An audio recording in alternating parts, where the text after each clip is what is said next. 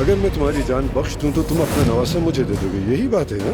क्यों नहीं, मुझे तुम्हारा बेटा वैसे भी कुछ ज्यादा पसंद नहीं था, जाहिर है उसके बच्चे को भी क्यों पसंद करूं। ये सौदा सिर्फ तुम्हारे और मेरे दरमियान रहेगा, और जब वक्त आएगा वो बच्चा मैं तुम्हारे हवाले कर दूंगा।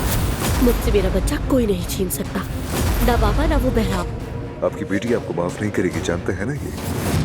मैं सोच रही थी अब जबकि हालात काफी बेहतर हो चुके हैं, पुरसुकून है, तो क्यों ना इन दोनों की शादी कर दी जाए। चाहे कुछ भी हो जाए, हमें हर हाल में उसका मुंह बंद करना होगा अब्बास। मैं लतीफ की माँ हूँ और इस शादी के लिए राजी नहीं हूँ। अस्मा साहिबा बिल्कुल नहीं चाहती कि इन दोनों की मंगनी हो। मुझे लगता है कि आप नहीं चाहती मेरी शादी लतीफ से हो।